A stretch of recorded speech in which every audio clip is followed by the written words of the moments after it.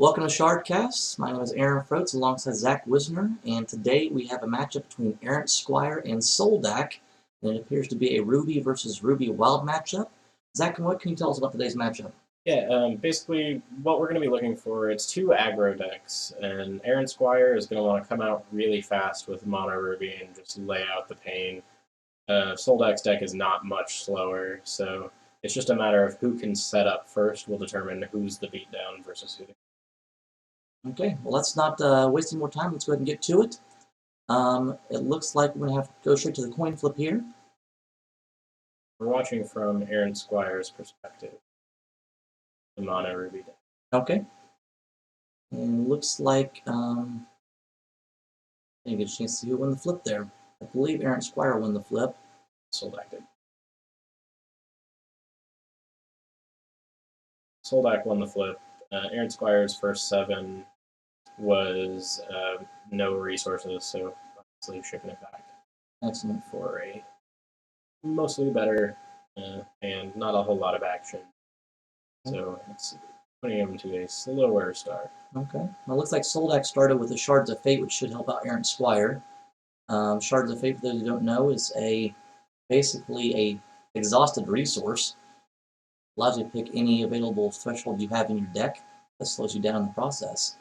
Errantsquire comes back with a Ruby Shard and passes his turn back over. He's drawn the Ruby Pyromancer here, which is going to be a good 2-drop for him. It's going to allow him to set up, if he can draw into more resources, it'll allow him to play out his troops and have them be a little bit powered up to give him a little edge in combat. Well, it looks like Soldack came back with a Wild Shard, but does not play anything on turn 2. Makes me wonder if he's been stalled, or what's going on there. What do you think, Zach? Just looks like they're both players kind of have a slower hand. With Soldack not doing anything here with his serve, basically, it's giving it to Errantsquire to be able to make the plays at the start of the game here. He's drawn another Ruby Pyromancer. He's going to go ahead and play both of those out. Yeah, he does leave with the Ruby Pyromancer and goes ahead and passes his turn back over. We'll see what Soldack does in response here. This is the beginning of turn 3. Soldack goes ahead and plays another Ruby Shard and follows it with Lord Alexander. That's a 3/3 card that gives inspirability of speed to any troop that comes in with a equal or higher casting cost. It's probably the most important card for a lot of these Ruby-based aggro decks. Giving all of your troops speed is just such a big boon in combat. Just lets you get in that damage so much faster. So it's going to put Soldack pretty far ahead here versus just his little Ruby Pyromancer. Alright, so Errantsquire plays a Ruby Shard. And going to attack. What card was that there, Zach? I'm unfamiliar with that particular one. It looked like a 3/1 with speed that when it came down, due to the Ruby Pyromancer, was given +1/+0.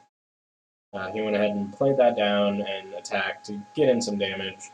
It looks like Soldack probably isn't going to want to trade the Lord Alexander off for that. Instead, it looks like he plays a Heat Wave instead, which goes ahead and wipes Errantsquire's board.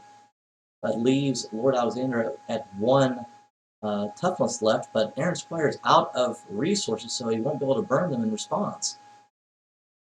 And I have him taking 3 here, which is not too terrible. Basically, they're just in a straight-up race situation. Again, Soldack's a little bit ahead here just due to having a board presence, and the one troop that he has on the board is pretty huge.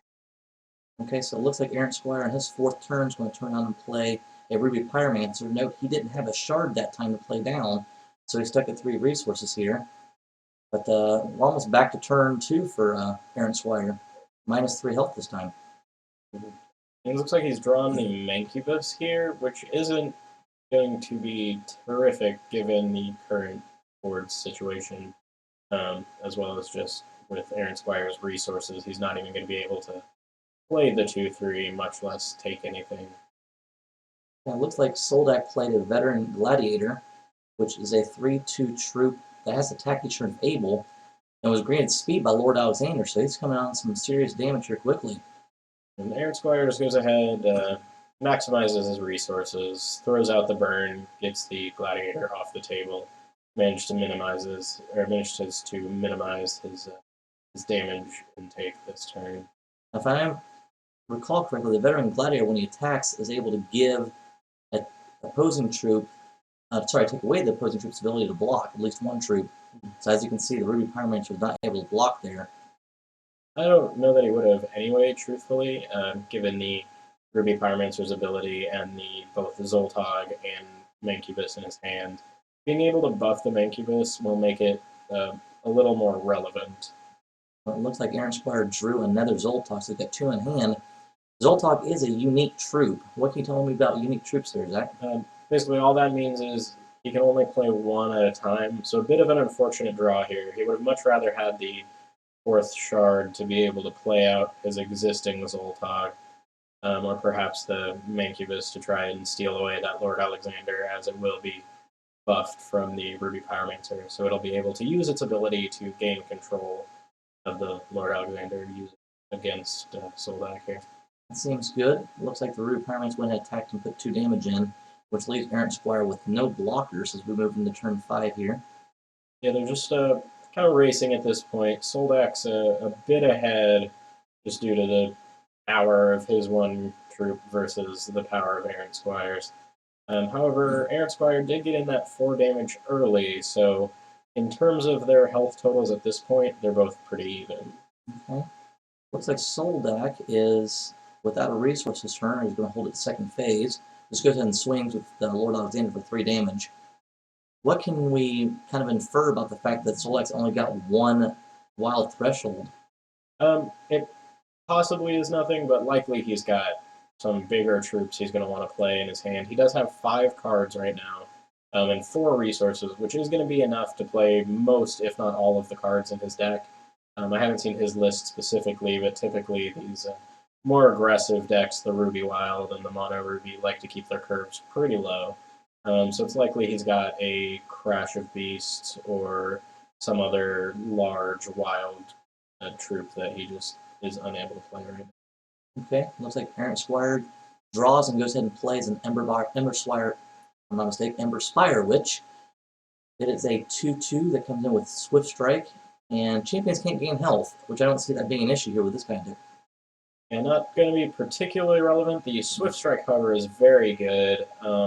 Looks like Soldack is burning the Ruby Pyromancer in response, which is going to be very good because now the Ember Spire Witch is not going to be able to just block the Lord Alexander for free. It's going to require additional cards from Errantsquire here to remove the Lord Alexander.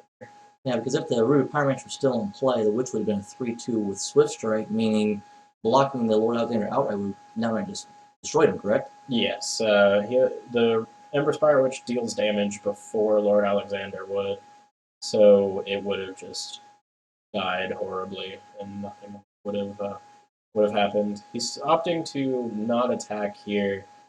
Perhaps he is wary of the burn in Errantsquire's hand. What that would allow him to do is still manage to block with the Ember Spire Witch and not lose it and kill the Lord Alexander when the priority phase before Soldack's Lord Alexander is able to actually do damage. Okay, it looks like Errantsquire here is going to put down a Ruby Shard, giving him 4. He uses his champion ability, first one we've seen of the game. He's using Polka the Conflagrator, which gives him a 3/1 Blaze Elemental that comes in speed, but it gets sacrificed at the end of turn. He's going to go ahead and turn and swing for 5 right off the bat here. Do you see a block coming up? I don't think so. The Blaze Elemental is a one-off, and I don't think Soldack is going to want to trade his Lord Alexander for the 3 damage now. He wants to keep that around. But it looks like Errantsquire is pulling ahead here, able to play the Zoltag now off the 4th Ruby Shard. Now, being out of resources now for Errantsquire, though, it kind of leaves him in a predicament of not having that burn spell available. If I recall, the champion power for Soldack gives a creature +3/+0. That's correct. which would force him to sacrifice Zoltag against him, but it looks like he's just going to take the 3 right off the chin there. Mm-hmm. Yeah, he's just going to attack in, signaling perhaps he himself has a burn or perhaps another heat wave, and is willing to trade his Lord Alexander and an additional card to take care of that Zoltag. And there's the heat wave you were talking about, so that will take the Ember's Fire Witch off the board. If he has to burn spell to follow, nope. I'm going to play a Veteran Gladiator again. The significance, I'm guessing, for playing it on turn 2 since it had speed, or I'm sorry, the second main phase, because of the heat wave, correct? Yeah, he's got to play around his heat wave if that was his plan, to perhaps trade off the Lord Alexander for essentially trading the Lord Alexander and the heat wave for Errantsquire's entire board there. But Errantsquire opts to just take the 3, which probably right given his board state currently. So he's just going to take the damage and take his turn to swing. Basically, activate Zoltag's ability, which is whenever an orc troop deals damage to a champion, you make a 2/1 that has to attack every time. Okay, and with Lord Alexander exhausted, that 4 damage from Zoltag is going to go through, since the burn took the Gladiator off the board. So Soldack's down to 5 health now, a 2/1 comes out there. That Savage Raider has to attack each turn if able. Now in comes the Mancubus. Is that really relevant now, though? Not particularly, but he's just maximizing his resources here. He doesn't have another burn in hand, and he can't play the second Zoltag as it is unique. So he's just going to get all the power on the board he can. The Mancubus won't die to a heat wave, nor will the Zoltag, so that's not going to be particularly relevant here. So he's just maximizing his board presence. Okay, and as you called it, as soon as he got his second wild threshold this turn, Soldack played his Crash of Beasts, which gives him a 3/3 beast with Crush. It came with speed to the Lord Alexander, and now he gave the champion power to make it a 6/3. But it looks like he's probably not going to opt to attack with it here, because it would be pretty easy for Errantsquire to just trade off his 2 guys if he chose to, or just take the damage and kill Soldack on the crackback. Alright, now it looks like Errantsquire drew a Veteran Gladiator. In addition to Zoltag, again, he can't play Zoltag with one in his hand because he has one on board. So let's see if he plays a Veteran Gladiator here just to get bodies out there. Yeah, I have to imagine he should. It's going to allow him to pressure here, put Soldack very, very low. However, it also may be pertinent to, yeah, it looks like he's going to play it in his second main phase to hold up a blocker for the Lord Alexander. Because if Soldack chooses to just attack him, he will most likely lose here. He's going to be able to make an orc or 2 if the Zoltag gets through. I don't know about those blocks. Yeah, it was looking like Soldack had to block something because of his health total. Not sure why we'd leave Zoltag on the board. But now that actually gave a 2/1 out there to block for Errantsquire. Now he can play Veteran Gladiator. Now he has 2 blockers to just the 1 Rhinoceros out there. It's not looking good for Soldack. Yeah, he's not going to be able to get through the damage that he needs now, because it's basically, like I said, comes down to racing in this matchup, and Errantsquire was able to turn this around really quickly.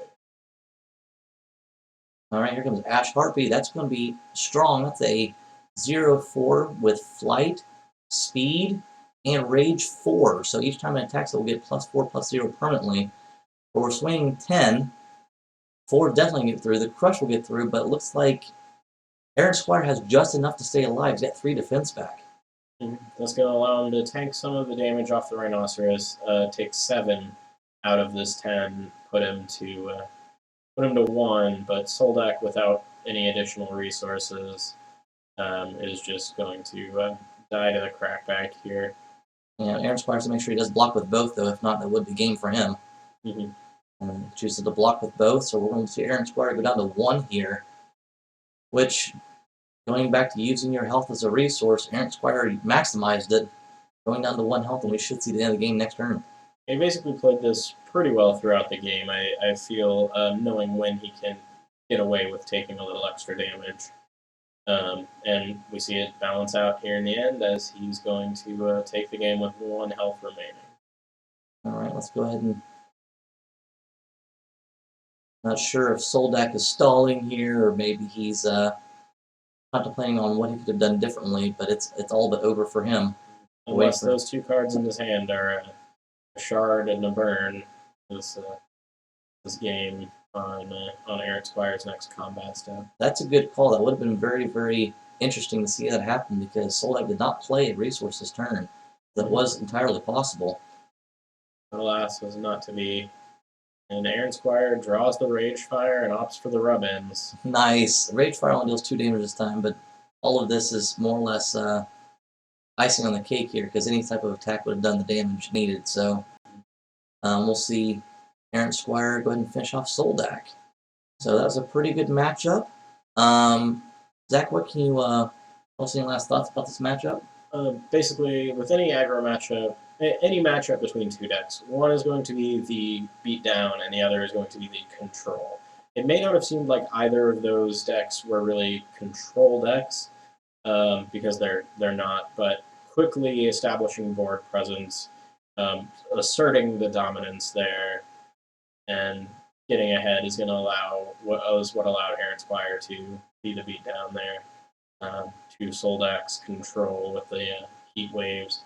Soldack played it very well, but ended up being 1 damage short. Okay. Again, that was Errantsquire versus Soldack. Errantsquire takes the victory with 1 health remaining. And this pretty much concludes our Shardcast for today. Thank you for tuning in, and hope you'll join us again next time.